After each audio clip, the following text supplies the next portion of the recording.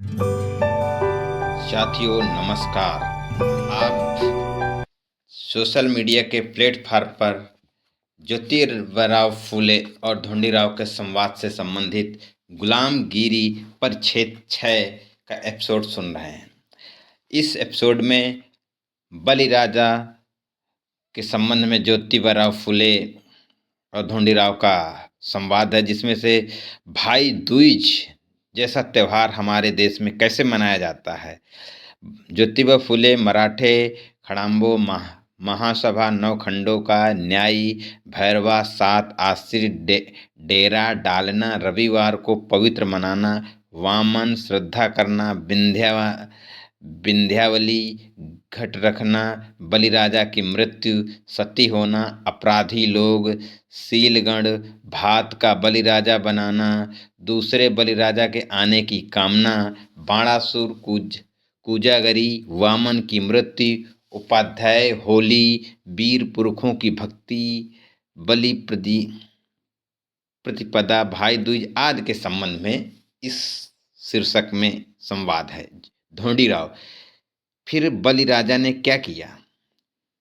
ज्योतिराव। बलिराजा ने अपने राज्य के करीब करीब सभी सरदारों को पड़ोसी क्षेत्रपतियों की ओर तुरंत भेज दिया और इस तरह की ताकीद की कि उन सभी लोगों को किसी भी तरह की दलील न देते हुए अपनी सारी फौज लेकर उसकी मदद के लिए आए। ढूंढीराव। इस देश का इतना बड़ा प्रदेश क्या बलि के अधिकार में था? ज्योतिराव। इस देश में कई प्रदेश बलिराजा के अधिकार में थे। इसके अलावा सिंघल द्वीप आदि पड़ोस के कई प्रदेश इसके अधिकार में थे, चूंकि वहां बलि नाम का एक द्वीप भी है। इस प्रदेश के दक्षिण में कोल्हापुर की पश्चिम दिशा में बलि के अधिकार में कोंकण और मावला प्रदेश के कुछ क्षेत्र थे। वहां ज्योतिबा नाम का मुखिया था। उसके रहने का मुख्य स्थान कोल्हापुर के उत्तर में रत्नागिरी नाम का एक पहाड़ था। इसी प्रकार दक्षिण में बलि के अधिकार में दूसरा एक और प्रदेश था, उसको महाराष्ट्र कहा जाता था। वहाँ के सभी मूल क्षेत्रवासियों को महाराष्ट्री कहा जाता था। बाद में उसी का अपभ्रंश रूप हो गया मराठी। महाराष्ट्र प्रदेश बहुत बड़ा होने के कारण बलिराजा ने उस प्रदेश को 9 क्षेत्रों में यानी 9 खंडों में बांटा था। इसी के कारण उस हर क्षेत्र के मुखिया का नाम खंडोबा, एक खंड का मुखिया पड़ गया था। इस तरह का उल्लेख मिलता है। हर खंड के मुखिया की योग्यता के अनुसार उनके हाथ के नीचे कहीं एक तो कहीं दो प्रधान रहते थे। उसी प्रकार हर एक खंडोबा के हाथ के नीचे बहुत मल्ल थे, इसलिए उसको मल्लू खान कहते हैं। उन 9 में से एक जजूरी का खंडोबा था। यह खंडोबा का मुखिया अपने पास पड़ोस के छत्रपतियों के अधिकार में रहने वाले मल्लों को ठीक करके उन्हें अपने वर्चस्व में रखता था, इसलिए उसका दूसरा नाम मल्लरी पड़ गया था। मल्हारी इसी का अपभ्रंश है। उसकी यह विशेषता थी कि वह धर्म के अनुसार ही लड़ता था। उसने कभी भी पीठ दिखाकर भागने वाले किसी भी शत्रु पर वार नहीं किया, इसलिए उसका नाम मारतोड़ पड़ गया था, जिसका अपभ्रंश मार्तंड हो गया। उसी प्रकार वह दीन लोगों का दाता था। उसको गाने का बड़ा शौक था। उसके द्वारा स्थापित या उसके नाम पर प्रसिद्ध मल्हार राग है। यह राग इतना अच्छा है कि उसी के सहारे से तानसेन नाम का जो प्रसिद्ध मुस्लिम गायक हुआ, उसने भी एक दूसरा मल्हार राग बनाया। इसके अलावा बलिराजा ने महाराष्ट्र में महासूबा और 9 खंडों के न्यायी के रूप में 2 मुखिया वसूली और न्याय करने के लिए नियुक्त किए थे। उनके हाथ के नीचे अन्य कई मजदूर थे। इस प्रकार का भी उल्लेख मिलता है। फिलहाल उस महासूबे का अपभ्रंश महाशोभा हो गया। वह समय समय पर लोगों की खेती बाड़ी का निरीक्षण करता था और उसी के आधार पर सुविधा देकर सभी को खुश रखता था। इसलिए मराठों में एक भी कुल किसान ऐसा नहीं मिलेगा जो अपनी खेती बाड़ी के समय किसी भी पत्थर को महासूबे के नाम पर सिंदूर पोतकर उसको धूप जलाकर उसका नाम लिए बगैर खेत बोएगा। वे तो उसका नाम लिए बगैर खेत के हंसिया भी नहीं लगा सकते। उसके नाम का स्मरण किए बगैर खलिहान में रखे अनाज के ढेर को तौल भी नहीं सकते। उस बलिराजा द्वारा बनाकर किसानों से वसूली करने का तरीका यवन लोगों ने भी अपनाया होगा। इस प्रकार का तर्क दिया जा सकता है क्योंकि उस समय यवन लोग ही नहीं बल्कि मिस्र के कई विद्वान यहाँ आकर विद्या अध्ययन करके जाते थे। इस तरह के प्रमाण मिलते हैं। तीसरी बात यह है कि अयोध्या के पड़ोस में काशी क्षेत्र में इर्द गिर्द क्षेत्र भी बलि राजा के अधिकार में थे, इसलिए उस प्रदेश को 10वां खंड कहा जाता था। वहाँ के मुखिया का नाम काल भैरी था। इसके भी प्रमाण मिलते हैं। इसी प्रकार वह मुखिया कुछ दिन पहले काशी शहर का कोतवाल था। इसके भी प्रमाण मिलते हैं। वह गायन कला में इतना कुशल था कि उसने अपने नाम पर एक स्वतंत्र राग बनाया। उस भैरव राग को सुनकर तानसेन जैसे ख्याति प्राप्त महागायक भी नतमस्तक हुए।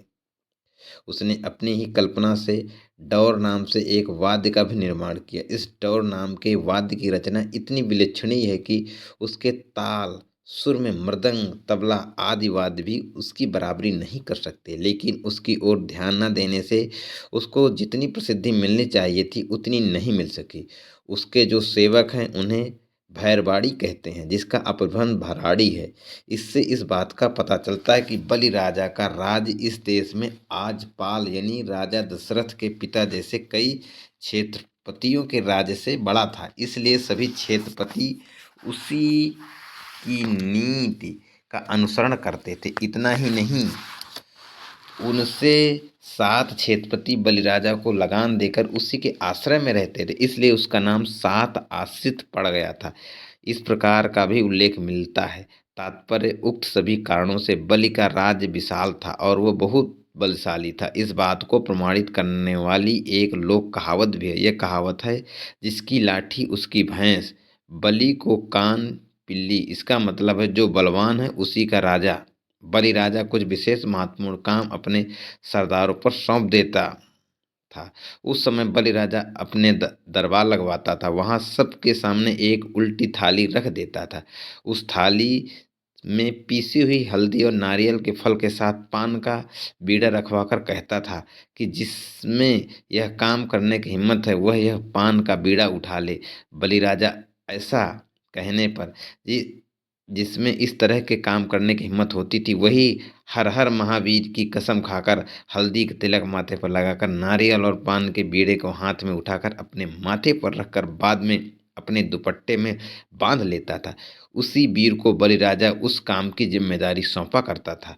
बाद में वह वीर बलिराजा की आज्ञा लेकर अपनी फौज के साथ पूरी शक्ति के साथ शत्रु की फौज पर टूट पड़ता था। इसी वजह से उस संस्कार का नाम तड़ उठाना पड़ा होगा। उसका अपभ्रंश है ताड़ी उठाना हो गया। बलिराजा के महावीरों में भैरवा, ज्योतिबा तथा 9 खंडोबा अपनी प्रजा की सुख सुविधा के लिए इस तरह की शर्तियाँ प्रयास करते थे। आज भी मराठों ने कोई भी अच्छा कार्य प्रारंभ करने से पहले ताड़ी उठाने का संस्कार अपना रखा है। उन्होंने अपने इस संस्कार के तहत भैरोबा जो ढोंडीराव बलि राजा की राज्य सीमा पर आने के बाद वामन ने क्या किया? ज्योतिराव वामन अपनी सारी फौज को लेकर बलि राजा के राज्य में सीधे सीधे घुस आया। उसने बलि राजा की प्रजा को मारते पीटते खदेड़ते हुए हाहाकार मचा दिया और इस तरह वह बलि की राजधानी तक आ पहुंचा। इसलिए बलि राजा अपनी देश भर में फैली हुई फौज को इकट्ठा होने से पहले ही बेबस होकर अपनी निजी सेना के साथ में लेकर वामन से मुकाबला करने के लिए युद्ध भूमि में कूद पड़ा। बलि राजा भाद्रपदवाद एक पद से वध 30 तक हर दिन वामन और उसकी फौज के साथ युद्ध करके शाम को आराम के लिए अपने महल में आ जाता था। इसी वजह से दोनों ओर के जितने लोग उस पखवाड़े में एक दूसरे से लड़ते हुए मर गए, उनके मरने की तिथियां ध्यान में रही। इसलिए हर साल भाद्रपद माह में उस तिथि को श्रद्धा करने की परंपरा पड़ी होगी, ऐसा प्रतीत होता है। अश्विन शुद्ध एक पद से शुद्ध अष्टमी तक बलि राजा वामन के साथ लड़ाई में इतना व्यस्त था कि वह सब कुछ भूल गया। उस समय दरमियान अपने महल में आराम के लिए भी नहीं आ सका। इधर बलि राजा की विद्यावनी रानी ने अपने हिजड़े पंडे सेवक के द्वारा एक गड्ढा खुदवाया। उसने उसमें उस पंडे सेवक के द्वारा जलाऊ लड़कियां डलवाई और वह उस गड्ढे के पास 8 रात 8 दिन तक बिना कुछ खाए पिए बैठी रही। उसने वहां अपने साथ पानी का एक कलश रख लिया था। रानी इस तरह बिना खाए पिए पानी के सहारे इस कामना की पूर्ति के लिए गड्ढे के सामने 8 दिन तक बैठी रही कि इस युद्ध में उसके पति की विजय हो और वामन की बला टल जाए। इसलिए रानी यहाँ बैठकर महावीर से प्रार्थना करती रही। इस दरमियान अश्विन शुद्ध अष्टमी की रात में बलि राजा के युद्ध में मारे जाने की खबर मिलते ही उसने उस गड्ढे में पहले से ही रखी गई लकड़ियों को आग लगाकर अपने आप को उसमें झोंक दिया।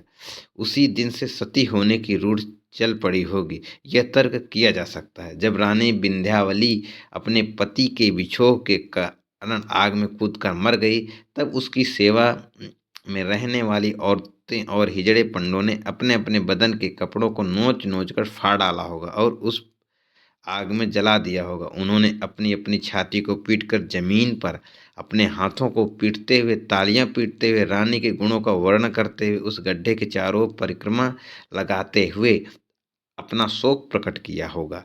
हे रानी, तेरा ढिंढोरा घमघमाया आदि दुख